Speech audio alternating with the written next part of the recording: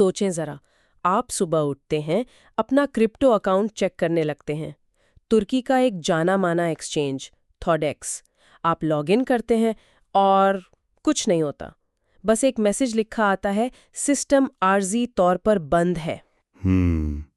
پہلا خیال تو یہی آئے گا کہ شاید کوئی ٹیکنیکل مسئلہ ہے۔ بالکل، آپ سوچتے ہیں چلو گھنٹے 2 گھنٹے میں ٹھیک ہو جائے گا، لیکن پھر گھنٹے گزرتے ہیں، پھر پورا دن، اور پھر اچانک خبریں آتی ہیں سی ای او غائب۔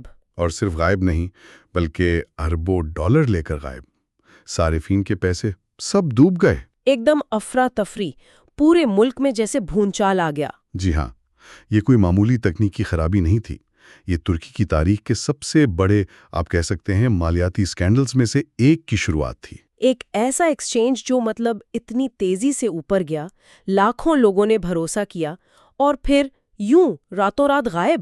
اور اس ساری کہانی کے بیچ میں ایک نام، فاروق فاتح اوزر، ایک نوجوان جس کی کامیابی کی کہانی جتنی تیزی سے لکھی گئی اتنی ہی تیزی سے وہ ایک مجرمانہ داستان بن گئی۔ آج ہم اسی کہانی کو ذرا تفصیل سے دیکھیں گے۔ یہ فاروق فاتح اوزر آخر تھا کون؟ کیسے اس نے ایک بالکل عام سی شروعات سے ترکی کا آپ کہہ رہے ہیں سب سے بڑا کرپٹو ایکسچینج بنا ڈالا؟ اور وہ کیا نشانیاں تھیں، کیا ریڈ فلیگز تھے جنہیں شاید نظر انداز کیا گیا؟ بالکل، اور پھر یہ سب کچھ کیسے بکھر گیا، اس کا فرار، پھر گرفتاری، وہ تاریخی مقدمہ، سزا، اور آخر میں اس سب سے ہمیں کیا سبق ملتا ہے؟ تو آئیے شروع کرتے ہیں اس شخص سے، فاروق فاتح اوزر۔ کیا پس منظر تھا اس کا؟ کہاں سے تعلق تھا؟ دیکھیے، فاروق فاتح اوزر کی پیدائش جو ہے وہ 1993 یا 1994 کے آس پاس بتائی جاتی ہے۔ ترکی کا شہر ہے کوجائلی، وہاں پیدا ہوا۔ اچھا۔ اور کوئی بہت امیر یا مشہور خاندان نہیں تھا، عام سا پس منظر تھا۔ والد صاحب کی ایک چھوٹی سی پرنٹنگ اور فوٹو کاپی کی دکان تھی۔ یعنی متوسط طبقہ۔ جی بالکل، اور اس کے 2 بہن بھائی بھی تھے، ایک بھائی گوون اور ایک بہن سرپ، یہ نام آگے چل کر اہم ہوں گے۔ ٹھیک ہے، تو تعلیم کیا پڑھا لکھا تھا؟ کوئی خاص ڈگریاں؟ نہیں، یہی تو دلچسپ بات ہے، اس نے ہائی اسکول بھی مکمل نہیں کیا، بیچ میں ہی پڑھائی چھوڑ دی۔ اوہ، یہ تو حیرانی کی بات ہے۔ ہاں، لیکن شروع سے ہی اس کا دماغ ٹیکنالوجی، کمپیوٹرز، آن لائن چیزوں میں بہت لگتا تھا۔ وہ جیسے چھوٹی موٹی ایپس بنانا، کبھی کوئی گیم، اس طرح کے کاموں میں لگا رہتا تھا۔ یعنی کاروباری ذہن شروع سے تھا۔ بالکل، اپنا کچھ کرنے کی، ایک بزنس مین بننے کی شدید خواہش تھی اس میں۔ یہ خواہش تو خیر بہت سے نوجوانوں میں ہوتی ہے، لیکن یہ کرپٹو کی طرف کیسے آیا؟ اور کیا اس وقت ترکی کے جو حالات تھے ان کا بھی کوئی کردار تھا اس میں؟ ہاں، یہ بہت اہم نکتہ ہے۔ اس وقت ترکی میں معاشی صورتحال کافی خراب تھی، مہنگائی آسمان سے باتیں کر رہی تھی، لوگوں کی قوت خرید کم ہو رہی تھی۔ اور ترک لیرا، اس کی قیمت کا کیا حال تھا؟ وہی تو اصل مسئلہ تھا، لیرا کی قدر مسلسل گر رہی تھی، لوگوں کو فکر تھی کہ ان کی جو جمع پونجی ہے وہ تو مٹی ہو جائے گی۔ تو وہ متبادل راستے ڈھونڈ رہے تھے۔ اچھا، روایتی بینکنگ یا سرمایہ کاری سے ہٹ کر کچھ اور؟ جی، جہاں پیسہ محفوظ رہے یا شاید بڑھ جائے۔ تو ایسے میں یہ جو نئی چیز آئی تھی کرپٹو کرنسی، بٹ کوائن وغیرہ، یہ بہت سے لوگوں کو، خاص طور پر نوجوانوں کو بہت پرکشش لگی۔ تو عزیر نے اس موقع کو دیکھا کہ لوگ لیرا سے بھاگ کر کرپٹو میں پناہ لے رہے ہیں؟ لگتا تو یہی ہے۔ اس نے غالباً 2017 میں کوائنس کے نام سے ایک پلیٹ فارم شروع کیا۔ یہ اس کی پہلی کوشش تھی۔ کوائن ایکس، میں نے تو یہ نام نہیں سنا۔ جی، یہ اتنا نہیں چلا۔ اصل بڑا قدم اس نے لیا 2020 میں، جب اسی کوائن ایکس کو اس نے ایک نیا نام دیا، تھوڈیکس، اور اس بار وہ پوری تیاری اور بڑے پیمانے پر مارکیٹ میں آیا۔ اور یہ تھوڈیکس، یہ کیسے اتنا کامیاب ہو گیا؟ ترکی میں اور بھی تو ایکسچینج ہوں گے نا؟ اس نے مارکیٹنگ پر بے تحاشا پیسہ لگایا، بہت ہی جارحانہ حکمت عملی تھی۔ اچھا، کس طرح کی مارکیٹنگ؟ آپ سوچیں، ترکی کے بڑے شہروں میں جگہ جگہ بڑے بڑے بل بورڈز لگے ہوئے تھے تھوڈیکس کے، ٹی وی اشتہارات، سوشل میڈیا، ہر جگہ، اور پھر مشہور شخصیات، ماڈلز، انفلوئنسرز سب اس کی تشہیر کر رہے تھے۔ واہ، یعنی پیسہ پانی کی طرح بہایا۔ بالکل، اس نے ایک امیج بنایا کہ یہ بہت ہی جدید، کامیاب اور سب سے اہم، قابل اعتماد پلیٹ فارم ہے، اور یہ حکمت عملی کام کر گئی۔ لاکھوں ترک شہری بہت تیزی سے اس کے صارف بن گئے۔ لیکن یہاں ایک سوال ہے، صرف اشتہاروں سے تو لوگ اپنا پیسہ نہیں لگا دیتے، خاص کر جب اتنی غیر یقینی صورتحال ہو۔ کیا اس نے اعتماد بنانے کے لیے کچھ اور بھی کیا؟ کوئی چالاکی؟ ہاں، یہ اس کا ایک آپ کہہ لیں ماسٹر سٹروک تھا۔ اس نے اپنی کمپنی کو امریکہ کے ایک ادارے FinCEN financial crimes enforcement network کے ساتھ رجسٹر کروا لیا بطور منی سروسز بزنس۔ فنسن امریکہ میں؟ اس کا کیا فائدہ ہوا اسے ترکی میں؟ دیکھیں، عام آدمی کے لیے اس کا مطلب یہ تھا کہ یہ کوئی چھوٹی موٹی مقامی کمپنی نہیں، بلکہ ایک بین الاقوامی سطح کی امریکی قوانین کے تحت رجسٹرڈ کمپنی ہے۔ اس سے ایک قانونی حیثیت، ایک اعتبار کا تاثر ملا۔ لیکن کیا واقعی اس رجسٹریشن سے صارفین کو کوئی تحفظ مل رہا تھا؟ اصل میں دیکھا جائے تو بہت کم۔ فنسن رجسٹریشن بنیادی طور پر اینٹی منی لانڈرنگ اور رپورٹنگ کے قوانین سے متعلق ہیں۔ یہ اس بات کی گارنٹی نہیں کہ کمپنی مالی طور پر مستحکم ہے یا آپ کا پیسہ محفوظ ہے، لیکن اوزر نے اسے اپنی مارکیٹنگ میں خوب استعمال کیا۔ یعنی لوگوں کو لگا کہ یہ زیادہ محفوظ ہے کیونکہ یہ امریکہ سے منسلک ہے؟ بالکل، خاص طور پر ایسے وقت میں جب لوگ مقامی معیشت اور لیرا پر اعتماد کھو رہے تھے، تو ایک بین الاقوامی امریکی ادارے سے وابستگی کا تاثر دینا بہت کارگر ثابت ہوا۔ اس نے یہ بچا کہ تھوڈیکس لیرا کی گراوٹ سے بچنے کا ایک محفوظ اور عالمی معیار کا راستہ ہے۔ تو بظاہر تو سب بہت شاندار چل رہا تھا، لاکھوں صارفین، بڑی مارکیٹنگ، بین الاقوامی رجسٹریشن، لیکن کیا اندر کھاتے کچھ گڑبڑ کے اشارے مل رہے تھے؟ کوئی ایسی علامات جنہیں نظر انداز کیا گیا؟ آج اگر ہم پیچھے مڑ کر دیکھیں تو بہت سی سرخ جھنڈیاں نظر آتی ہیں۔ مثلاً ایک تو یہ کہ جس رفتار سے وہ صارفین حاصل کر رہا تھا اور جس طرح پیسہ لٹا رہا تھا مارکیٹنگ پر، وہ پائیدار نہیں لگ رہا تھا۔ مطلب اتنا پیسہ آ کہاں سے رہا تھا؟ یہ تو سوچنے کی بات ہے۔ پھر صارفین کی طرف سے شکایتیں آنے لگیں۔ شروع میں چھوٹی موٹی، لیکن پھر بڑھتی گئیں۔ سب سے عام شکایت یہ تھی کہ پیسے نکالنے میں یعنی وڈرا کرنے میں بہت دیر لگ رہی ہے۔ اچھا، کیا وجہ بتاتے تھے وہ لوگ؟ کبھی کہتے تھے سسٹم اپ ڈیٹ ہو رہا ہے، کبھی کہتے تھے ٹیکنیکل مسئلہ ہے، کبھی کہتے تھے بینک کی طرف سے دیر ہے۔ بہانے بنتے تھے۔ پھر کمپنی سے رابطہ کرنا بھی مشکل ہوتا گیا۔ کسٹمر سروس جواب نہیں دیتی تھی۔ یہ تو خطرے کی گھنٹی ہے۔ بالکل، ایسا لگ رہا تھا جیسے پلیٹ فارم پر بہت زیادہ دباؤ ہے۔ شاید ان کے پاس اتنے حقیقی اثاثے تھے ہی نہیں جتنے صارفین کے اکاؤنٹس میں دکھائے جا رہے تھے۔ اور میں نے ان کی کچھ عجیب پروموشنز کے بارے میں بھی سنا تھا، جیسے وہ مفت میں کوائن بانٹ رہے تھے۔ ہاں، یہ ایک اور بہت بڑی عجیب بات تھی۔ مثال کے طور پر جب ڈوج کوائن بہت چل رہا تھا تو انہوں نے ڈوج ڈے منانے کا اعلان کیا اور کہا کہ ہم لاکھوں کروڑوں مالیت کے ڈوج کوائن مفت میں دیں گے نئے صارفین کو۔ مفت میں؟ ایک طرف لوگ پیسے نکالنے کو پریشان ہیں اور دوسری طرف آپ مفت بانٹ رہے ہیں۔ یہی تو تضاد تھا۔ اس سے شک بڑھنا چاہیے تھا کہ یہ پیسہ آ کہاں سے رہا ہے۔ کیا یہ سب نئے آنے والے صارفین کے پیسوں سے ہی نہیں چل رہا؟ یعنی ایک طرح کی پونزی اسکیم۔ امکان تو یہی لگتا ہے کہ نئے سرمایہ کاروں کا پیسہ استعمال ہو رہا تھا پرانے لوگوں کو دینے میں یا پھر اپنی اس مہنگی مارکیٹنگ مہم کو چلانے میں۔ اندرونی طور پر مالی توازن لگتا ہے بری طرح بگڑ چکا تھا۔ شاید ان کے پاس ریزرو فنڈز نہیں تھے یا انہوں نے صارفین کا پیسہ کہیں اور لگا دیا تھا، کسی خطرناک سرمایہ کاری میں جو شاید ڈوب رہا تھا۔ اور پھر آخرکار وہ دن آ ہی گیا جس کا ڈر تھا۔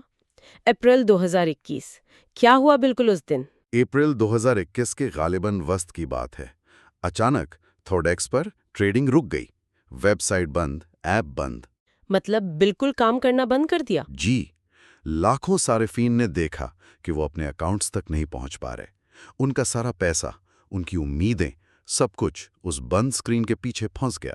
کمپنی نے کیا کہا؟ کوئی بیان آیا؟ شروع میں تو وہی مبہم سی باتیں کہ جی کوئی ٹیکنیکل مسئلہ ہے یا کوئی باہر سے بڑی سرمایہ کاری آ رہی ہے تو سسٹم اپ گریڈ ہو رہا ہے، جلد ہی ہو جائے گا۔ لیکن اصل میں فاروق فاتح اوزر کہاں تھا اس وقت؟ جب یہ سب چل رہا تھا 20 اپریل 2021 کو فاروق فاتح اوزر چپکے سے ترکی سے نکل گیا، استنبول ایئرپورٹ سے البانیہ کے لیے۔ البانیہ؟ وہ وہاں کیوں گیا؟ یہ بعد میں پتہ چلا جب یہ خبر سامنے آئی کہ سی ای او ملک سے فرار ہو گیا ہے تو پورے ترکی میں جیسے آگ لگ گئی۔ عوام، میڈیا، حکومت سب ہل کر رہ گئے۔ فرار ہونے کے بعد اس نے کچھ کہا؟ اپنا کوئی موقف دیا؟ جی ہاں، اس نے بیانات جاری کیے۔ اس کا کہنا تھا کہ وہ بھاگا نہیں ہے بلکہ تھوڈیکس پر ایک بہت بڑا سائبر حملہ ہوا ہے جس کی وجہ سے پلیٹ فارم بند کرنا پڑا ہے، اور وہ خود تو بیرون ملک گیا ہے سرمایہ کاروں سے ملنے تاکہ پیسے کا انتظام کر کے حالات ٹھیک کر سکے۔ یعنی اس نے کہا کہ یہ فراڈ نہیں بلکہ ایک سائبر اٹیک تھا؟ بالکل، اس نے کہا کہ اس نے کوئی فراڈ نہیں کیا، یہ سب اسے بدنام کرنے کی سازش ہے۔ لیکن الزامات تو بالکل مختلف کہانی بتا رہے تھے۔ الزامات بہت سنگین تھے۔ سب سے بڑا الزام تو یہی تھا کہ وہ صارفین کی اربوں ڈالر مالیت کی کرپٹو کرنسی ایک ہارڈ ویئر والیٹ میں ڈال کر فرار ہوا ہے۔ Hard where wallet? یہ کیا چیز ہوتی ہے؟ یہ ایک چھوٹی سی ڈیوائس ہوتی ہے، USB جیسی۔ اس میں آپ اپنی کرپٹو کرنسی کو آف لائن یعنی انٹرنیٹ سے ہٹا کر محفوظ رکھ سکتے ہیں۔ تو الزام یہ تھا کہ اس نے سارا پیسہ اس والیٹ میں منتقل کیا اور لے کر نکل گیا۔ اربوں ڈالر ایک چھوٹی سی ڈیوائس میں؟ جی، کرپٹو کی دنیا میں یہ ممکن ہے۔ اس کے علاوہ منی لانڈرنگ کا الزام، صارفین کے فنڈز کا غلط استعمال، بہت کچھ تھا۔ ترکی میں فوراً تحقیقات شروع ہوئیں۔ درجنوں لوگ گرفتار ہوئے جو تھوڈیکس کے ملازم تھے یا اس سے وابستہ تھے۔ اور عذر کے لیے؟ عذر کی گرفتاری کے لیے بین الاقوامی سطح پر کوششیں شروع ہو گئیں۔ انٹرپول نے اس کے لیے ریڈ نوٹس جاری کر دیا۔ یہ ریڈ نوٹس کیا ہوتا ہے، ذرا سمجھائیں۔ ریڈ نوٹس انٹرپول کی طرف سے ایک بین الاقوامی الرٹ ہوتا ہے۔ اس میں دنیا بھر کی پولیس کو کہا جاتا ہے کہ اس شخص کو تلاش کریں اور اگر وہ مل جائے تو اسے عارضی طور پر گرفتار کر لیں تاکہ اسے واپس اس ملک بھیجا جا سکے جہاں اس پر مقدمہ چلنا ہے، یعنی ایک طرح سے دنیا بھر میں اس کی تلاش کا اعلان۔ اچھا، اور فرار کے دوران بھی اس کی کچھ حرکتیں سامنے آئیں، سنا ہے اس نے کچھ پیسے واپس بھی کیے؟ جی، کچھ ایسی غیر مصدقہ خبریں آئی تھیں کہ وہ جب البانیہ میں چھپا ہوا تھا تو اس نے کچھ متاثرین سے رابطہ کیا اور انہیں کچھ رقم واپس بھیجی، شاید کوئی 18 کروڑ ترک لیرہ کے قریب۔ نقصان کے مقابلے میں بہت کم تھی۔ اس نے ایک اور عجیب دعویٰ بھی کیا تھا۔ وہ کیا؟ اس نے کہا کہ وہ جو ہارڈ ویئر والیٹ تھا جس پر اربوں ڈالر لے جانے کا الزام ہے وہ اصل میں خالی تھا، اور اس نے اسے یونان کے قریب سمندر میں پھینک دیا ہے۔ خالی والیٹ سمندر میں پھینک دیا؟ جی، یہ تو بہت عجیب بات ہے۔ جی، بہت سی باتیں تھیں جو سمجھ سے باہر تھیں۔ وہ البانیہ میں بھی مسلسل اپنی جگہ بدلتا رہا تاکہ پکڑا نہ جائے۔ لیکن آخرکار قانون اس تک پہنچ ہی گیا۔ ہاں، تقریباً 1.5 سال وہ مفرور رہا۔ پھر 30 اگست 2022 کو اسے البانیہ کے ایک ساحلی شہر ویلورا سے گرفتار کر لیا گیا۔ 1.5 سال بعد تو گرفتاری ہو گئی؟ پھر کیا ہوا؟ اس کے بعد البانیہ اور ترکی کے درمیان حوالگی کا معاملہ چلا، قانونی کارروائی ہوئی، اور آخرکار اپریل 2023 میں اسے ترکی واپس لایا گیا اور پولیس کے حوالے کر دیا گیا۔ تو ترکی پہنچ کر اس پر باقاعدہ مقدمہ شروع ہوا۔ الزامات کیا تھے؟ جی، الزامات کی فہرست بہت لمبی تھی۔ سب سے سنگین الزام تھا منظم طریقے سے فراڈ کرنا، پھر ایک مجرمانہ تنظیم بنانا اور اسے چلانا، منی لانڈرنگ کا الزام تھا، دھوکہ دہی کے اور بھی کئی الزامات تھے۔ اور متاثرین کتنے تھے؟ نقصان کا اندازہ کیا لگایا گیا؟ استغاثہ یعنی جو سرکاری وکیل تھے، ان کا کہنا تھا کہ تقریباً 3,90,000 سے زیادہ لوگ اس فراڈ سے براہ راست متاثر ہوئے ہیں، اور شروع میں جو نقصان کا اندازہ لگایا گیا تھا وہ تقریباً 2 ارب امریکی ڈالر تھا۔ 2 ارب ڈالر؟ یہ تو بہت ہی بڑی رقم ہے۔ جی ہاں، اگرچہ بعد میں کچھ رپورٹس آئیں کہ شاید اصل نقصان اس سے کچھ کم تھا، چند 100 ملین ڈالر کے قریب، لیکن پھر بھی یہ ترکی کی تاریخ کا ایک بہت بڑا مالیاتی اسکینڈل تھا۔ اور اس نے اپنا دفاع کیسے کیا؟ مطلب اس کے وکیلوں نے کیا کہا عدالت میں؟ اس کی لیگل ٹیم نے یہ موقف اپنایا کہ یہ جان بوجھ کر کیا گیا فراڈ نہیں تھا، یہ ایک بزنس تھا جو فیل ہو گیا۔ انہوں نے کہا کہ انتظامیہ میں کمزوریاں تھیں، مارکیٹ کے حالات اچانک بہت بگڑ گئے، کرپٹو مارکیٹ کریش کر گئی۔ یعنی انہوں نے اسے ایک کاروباری ناکامی قرار دینے کی کوشش کی؟ بالکل، انہوں نے کہا کہ یہ جیسے کوئی ایٹمی بم گر گیا ہو جس نے سب کچھ تباہ کر دیا اور افراتفری پھیل گئی۔ انہوں نے اوزر کو ایک ناتجربہ کار نوجوان کاروباری کے طور پر پیش کیا جس سے غلطیاں ہو گئیں۔ اور مقدمے میں صرف اوزر ہی تھا یا اور لوگ بھی تھے؟ نہیں، صرف اوزر نہیں تھا، اس کی بہن سیرپ، بھائی گڈون اور تھوڈیکس کے کئی اور ملازمین، کل ملا کر تقریباً 21 لوگ تھے جن پر مقدمہ چل رہا تھا۔ ٹھیک ہے، اور پھر فیصلے کا دن آیا، 7 ستمبر 2023۔ کیا فیصلہ سنایا عدالت نے؟ عدالت نے فاروق فاتح اوزر، اس کی بہن سیرپ اوزر اور بھائی گڈون اوزر، ان تینوں کو مرکزی ملزم پایا۔ انہیں سنگین فراڈ، مجرمانہ تنظیم چلانے اور منی لانڈرنگ سمیت کئی الزامات میں مجرم قرار دے دیا گیا۔ سزا ایسی تھی کہ واقعی دنیا بھر میں شور سرخی بنی۔ فاروق اوزر، سیرپ اوزر اور گوین اوزر تینوں کو الگ الگ 11,196 سال 10 مہینے اور 15 دن قید کی سزا سنائی گئی۔ 11,196 سال؟ یہ کیسے ممکن ہے؟ مطلب دیکھیں، ظاہر ہے کوئی بھی انسان اتنی لمبی قید نہیں کاٹ سکتا۔ یہ سزا زیادہ تر علامتی ہے۔ علامتی کس طرح؟ ترکی کے قانون میں شاید یہ طریقہ ہے کہ مختلف جرائم کی سزاؤں کو جمع کر دیا جاتا ہے، تو یہ جو اتنی لمبی سزا بنی یہ ان تمام جرائم کی مجموعی سزا تھی۔ اس کا مقصد یہ دکھانا تھا کہ یہ جرم کتنا سنگین تھا، اس کا اثر کتنے زیادہ لوگوں پر پڑا اور ریاست اس معاملے کو کتنی سنجیدگی سے لے رہی ہے۔ یعنی ایک طرح کا پیغام تھا باقی لوگوں کے لیے بھی؟ بالکل، ایک سخت پیغام، ساتھ میں ان پر بھاری جرمانے بھی لگائے گئے۔ ویسے ایک اپڈیٹ یہ بھی ہے کہ جنوری 2024 میں غالباً اپیل کورٹ نے مجرمانہ تنظیم چلانے والے الزام کے ایک حصے کو کچھ تکنیکی وجوہات کی بنا پر ختم کر دیا ہے، لیکن فراڈ اور دوسرے بڑے الزامات برقرار ہیں اور وہ لوگ اب بھی قید میں ہیں۔ اس پورے واقعے کا ظاہر سب سے زیادہ اثر تو ان لوگوں پر پڑا ہوگا جن کا پیسہ ڈوبا۔ ان لاکھوں متاثرین پر کیا بھی تھی اور ترکی کی کرپٹو مارکیٹ پر کیا اثر ہوا؟ متاثرین کے لیے تو یہ ایک تباہی تھی۔ اب تصور کریں، لوگوں نے اپنی زندگی بھر کی کمائی لگائی ہوئی تھی، کسی نے ریٹائرمنٹ کے لیے بچایا تھا، کسی نے بچوں کی شادی یا تعلیم کے لیے، کسی نے شاید گھر خریدنے کا سوچا ہو۔ بالکل، وہ سب کچھ ایک لمحے میں ختم ہو گیا۔ لوگوں کو شدید مالی نقصان تو ہوا ہی، لیکن اس سے زیادہ گہرا جذباتی صدمہ پہنچا۔ بہت مایوسی پھیلی، کچھ بہت ہی افسوسناک کہانیاں بھی سامنے آئیں، لوگوں کی خودکشی کی کوششوں تک کی خبریں آئیں، خاندان تباہ ہوئے۔ او خدایا! عوام میں شدید غصہ تھا اور کرپٹو کرنسی پر جو تھوڑا بہت اعتماد بن رہا تھا، خاص طور پر نوجوان نسل میں، اسے بہت بڑا دھچکا لگا۔ لوگ ڈر گئے۔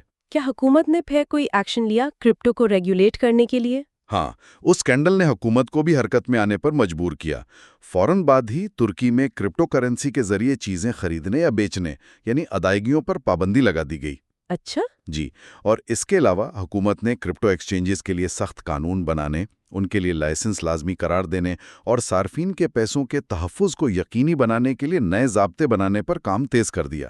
یہ اسکینڈل ایک واضح مثال بن گیا کہ اگر نگرانی نہ ہو تو یہ مارکیٹ کتنی خطرناک ہو سکتی ہے۔ کیا ابھی بھی کچھ سوالات ہیں اس کیس کے حوالے سے جن کے جواب نہیں ملے؟ ہاں، بالکل ہیں۔ بہت سے سوالات ابھی بھی وہی ہیں۔ سب سے بڑا سوال تو یہی کہ اصل میں کل کتنا پیسہ غائب ہوا۔ وہ جو شروع میں $2 ارب کی بات تھی، کیا وہ صحیح تھی؟ یا جو بعد میں کم اندازہ لگایا گیا وہ صحیح تھا؟ اور وہ پیسہ گیا کہاں؟ یہی تو $1 ملین سوال ہے۔ کیا سارا پیسہ اسی ہارڈ ویئر والیٹ میں تھا؟ کیا اوزر نے وہ کہیں چھپایا ہے؟ کیا وہ پیسہ کبھی برآمد ہو سکے گا؟ اور سب سے اہم سوال، ان لاکھوں متاثرین کے لیے، کیا انہیں ان کا کچھ پیسہ کبھی واپس ملے گا؟ اس کا ابھی کوئی جواب نہیں؟ ابھی تک تو کوئی واضح جواب نہیں ہے۔ قانونی کارروائیاں، اپیلیں، یہ سب ابھی چل رہا ہے۔ اگر ہم فاروق اوزر کی شخصیت کو سمجھنے کی کوشش کریں تو کیا تصویر بنتی ہے؟ ایک طرف تو لگتا ہے کہ ذہین تھا، نیا سوچنے والا، کرشماتی بھی ہوگا جس نے اتنے لوگوں کو قائل کر لیا۔ دوسری طرف ایک بہت بڑا فراڈ۔ جی، یہ واقعی ایک پیچیدہ معاملہ ہے۔ بظاہر وہ ایک بہت ہی، آپ کہہ رہے ہیں، پرجوش نوجوان تھا، رسک لینے سے نہیں ڈرتا تھا، ٹیکنالوجی کی سمجھ بوجھ تھی اور یقیناً لوگوں کو اپنی طرف کھینچنے کی صلاحیت بھی تھی، ورنہ اتنے کم وقت میں اتنے لاکھوں لوگ ایک نئے پلیٹ فارم پہ کیسے آ جاتے؟ لیکن لگتا ہے کہ کہیں نہ کہیں کامیابی کی جو بھوک تھی، جو شاید لالچ میں بدل گئی، اور بہت تیزی سے بہت امیر بننے کی جو خواہش تھی، اس نے اسے وہ لکیر پار کرنے پر مجبور کر دیا جو اخلاقیات اور قانون کے درمیان ہوتی ہے۔ یہ فیصلہ کرنا مشکل ہے کہ کہاں ایک کاروباری غلطی ختم ہوتی ہے اور کہاں سے جرم شروع ہوتا ہے۔ کیا یہ شروع دن سے ہی ایک منصوبہ بند فراڈ تھا، یا جب حالات بگڑے تو اس نے غلط راستے اپنا لیے؟ یہ سوال شاید ہمیشہ رہے گا۔ اور کیا ساری ذمہ داری صرف اوزر پر ہی ہے، یا وہ جو حالات تھے ترکی میں، معاشی عدم استحکام، ریگولیشن کی کمی، کیا ان کا بھی کوئی کردار تھا اس کے اتنے بڑے ہونے میں؟ یہ ایک بہت ہی اہم پہلو ہے۔ دیکھیں، فرد اپنے اعمال کا خود ذمہ دار ہوتا ہے، اس میں کوئی شک نہیں، لیکن ہمیں اس ماحول کو بھی دیکھنا ہوگا جس میں یہ سب کچھ ہوا۔ صحیح کہا۔ ترکی کی وہ غیر مستحکم معیشت، لوگوں کی بے چینی اور متبادل کی تلاش، کرپٹو مارکیٹ کا بالکل نیا اور غیر منظم ہونا، اور حکومت کی طرف سے شاید شروع میں اتنی توجہ نہ دینا، ان سب چیزوں نے مل کر ایک ایسا میدان تیار کیا جہاں فاروق اوزر جیسے لوگ پنپ سکیں۔ یہ ایک طرح سے فرد کے لالچ اور سسٹم کی کمزوریوں کا ایک خطرناک ملاپ تھا۔ تو آخر میں اس پوری کہانی سے، جو سنسنی خیز بھی ہے اور افسوسناک بھی، ہم کیا سبق سیکھ سکتے ہیں؟ عام سرمایہ کاروں کے لیے کیا سبق ہے، ریگولیٹرز کے لیے، اور شاید کاروباری دنیا کے لیے بھی؟ سرمایہ کاروں کے لیے، جو عام لوگ ہیں، سب سے بڑا سبق شاید وہی پرانی کہاوت ہے: اگر کوئی چیز حقیقت سے زیادہ اچھی لگ رہی ہو تو وہ شاید حقیقت نہیں ہے۔ یعنی لالچ میں نہ آئے؟ بالکل، خاص طور پر کرپٹو جیسی نئی اور اتار چڑھاؤ والی مارکیٹ میں کوئی بھی پیسہ لگانے سے پہلے اپنی تحقیق خود کریں، اچھی طرح سمجھیں۔ صرف چمکتی ہوئی مارکیٹنگ، مشہور چہروں کے اشتہار یا راتوں رات امیر ہونے کے وعدوں پر بھروسہ نہ کریں۔ اور خطرے کی علامتوں پر نظر رکھیں؟ جی، جیسے اگر آپ کو اپنے پیسے نکالنے میں دیر ہو رہی ہے، کمپنی سے رابطہ نہیں ہو پا رہا، یا ان کے کام کرنے کا طریقہ شفاف نہیں لگ رہا، تو یہ خطرے کی گھنٹیاں ہیں، فوراً محتاط ہو جائیں۔ اور ریگولیٹرز کے لیے، حکومتوں کے لیے کیا سبق ہے؟ ان کے لیے سبق یہ ہے کہ ٹیکنالوجی بہت تیزی سے بدل رہی ہے، انہیں بھی اس کے ساتھ چلنا ہوگا۔ صارفین کے تحفظ کو پہلی ترجیح بنانا ہوگا، مارکیٹ میں شفافیت لانے اور فراڈ کو روکنے کے لیے مؤثر قانون بنانے اور ان پر سختی سے عمل درآمد کروانے کی ضرورت ہے۔ اور کاروباری افراد کے لیے؟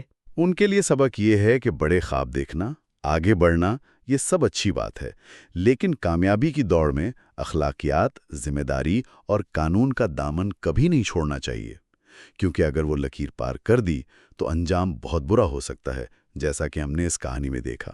تو یہ تھی فاروق فاتح اوزر اور توریڈیکس کی کہانی، ایک ایسے ستارے کی کہانی جو بہت تیزی سے چمکا اور پھر اس سے بھی زیادہ تیزی سے اندھیرے میں ڈوب گیا۔